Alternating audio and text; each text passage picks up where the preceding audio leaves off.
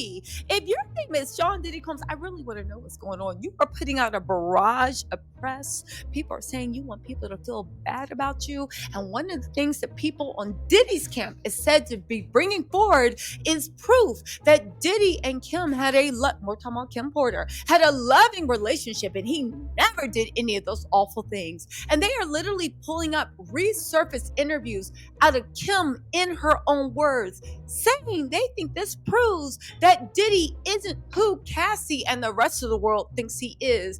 To which I will say, you got to try again.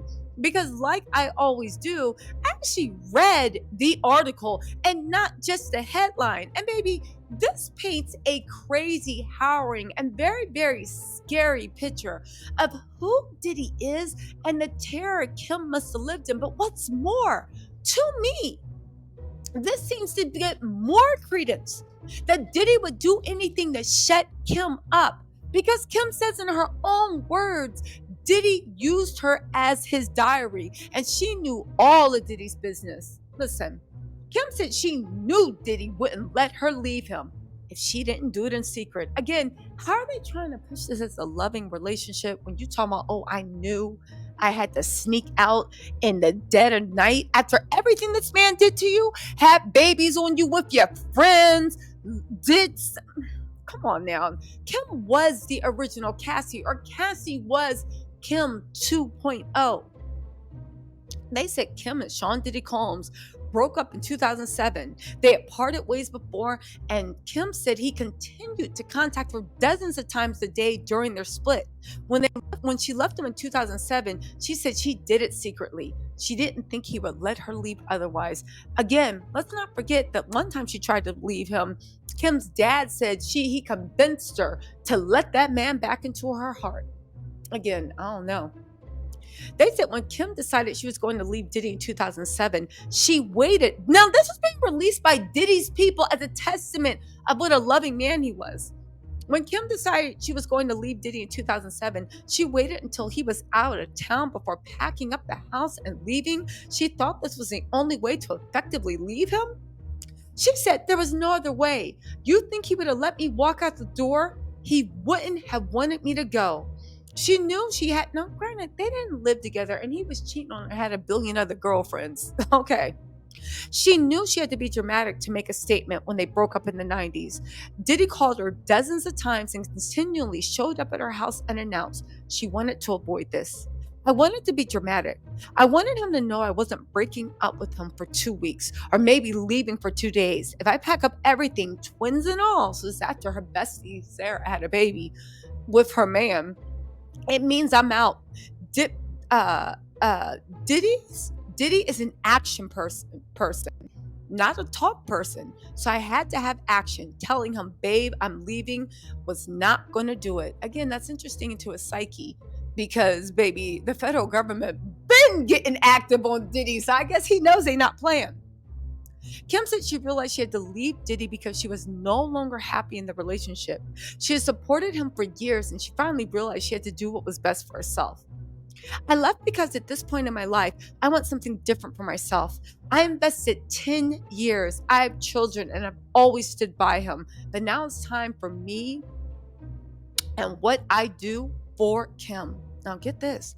She said while she had no interest in being in a romantic relationship with Diddy, she wanted to remain friendly. Now, let me just say this. I know some women do this. I do not believe you can be friends with someone that makes you cry, lies to you, has babies with your friends. I just don't believe it. You know how when two people go their separate ways, most of the time there's animosity?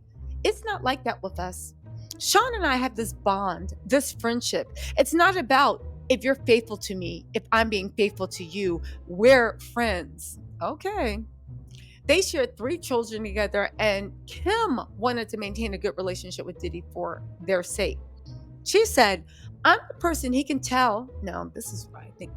I don't know. I don't think this looks good for Diddy's team. Listen to this next sentence. I really don't think this looks good for Diddy's team. This isn't the flex they think it is. I'm the person he can tell his innermost thoughts to, and he's that person for me. He still calls me every day and we talk. There's no ill feeling or I can't stand you, I hate you, don't call. There's none of that. We have 3 children together, so that's just not an option. We're committed to our children, even if we couldn't commit to each other.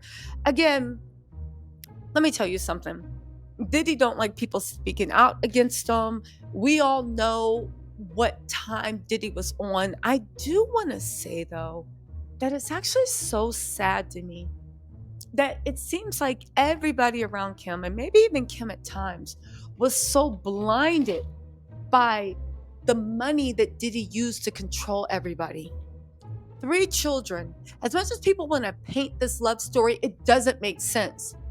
Kim was over Diddy. She tried to leave him a bunch of times. Lots of people, close to her and not close to her, said that Diddy basically stalked her, wouldn't let anyone see her. And she started dating them. Sometimes there would be physical altercations. Kim was a beautiful, gorgeous woman. Vivacious. Everybody said she had a smile. She had personality. She was very sweet. She was very humble. Like everything people want in a woman, right? So tell me how after she left Diddy and gave her 10 years of her life and 3 children, tell me how Kim never publicly dated anyone else. Tell me how Kim never even had a sneaky link. Tell me how a woman as vivacious as Kim, Shakir Stewart, Chris Lightly, whoever, tell me how they all ended up injured and everybody was scared away from her.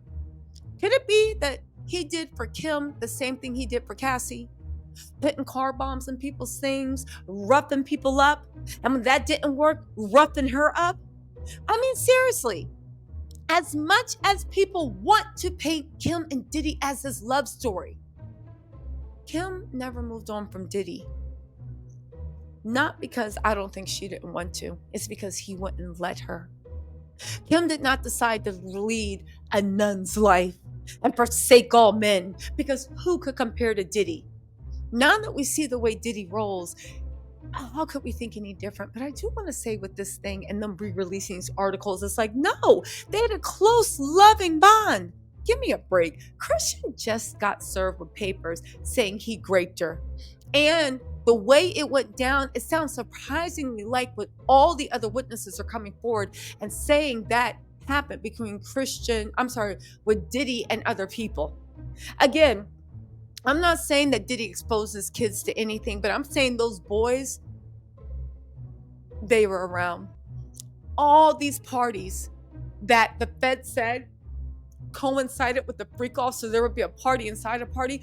I don't know if those boys were involved at the freak-offs. I do know that they were definitely at the parties. There's Getty images that said that. So maybe their dad that controls every action of their life snuck away. And they didn't know where their dad was at 4 hours or days on end. But how is everybody actually acting like all these people close to Diddy, including Kim, not only saw what a monster he was, but had to do whatever they could to keep that monster always happy and entertained? Because if he didn't, well, we can ask Cassie what happened. Anyway, at the end of the day, I'm starting to think everybody around them was a victim of Diddy. But what do I know? Listen, the feds are going to work it out. The feds are going to work it out. But in the meantime, we're going to talk about it. Anyway, you guys, hit that like button, subscribe, turn the notifications on, whatever. I'm uploading more videos tonight. I'll talk to y'all later. Bye.